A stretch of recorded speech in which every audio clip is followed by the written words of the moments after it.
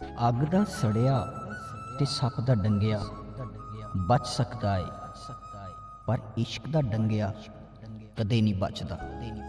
ਸ਼ਰੀਫ ਕੁੰਜਾਈ ਹੁਰੀ ਪੰਜਾਬੀ ਜ਼ੁਬਾਨ ਦੇ ਬਹੁਤ ਵੱਡੇ ਸ਼ਾਇਰ ਨੇ।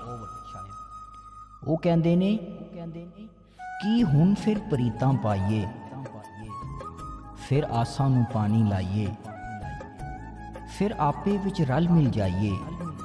ਨਾ ਬੀਬਾ ਹੁਣ ਮੈਂ ਨਹੀਂ ਇੰਨੇ ਜੋਗੀ, ਹੁਣ ਨਹੀਂ ਇਹਨਾਂ ਡੂੰਘੀਆਂ ਪੈਂਡਿਆਂ ਦੇ ਵਿੱਚ ਵੜਨੇ ਜੋਗੀ, ਹੁਣ ਨਹੀਂ ਇਹਨਾਂ ਬਲਦੀਆਂ ਅੱਗਾਂ ਦੇ ਵਿੱਚ ਸੜਨੇ ਜੋਗੀ, ਹੁਣ ਨਹੀਂ ਇੰਨੀ ਮੂਰਖ ਆਪਣੀ ਕੱਖਾਂ ਦੀ ਕੁੱਲੀ ਨੂੰ ਆਪ ਚਵਾਤੀ ਲਾਵਾਂ।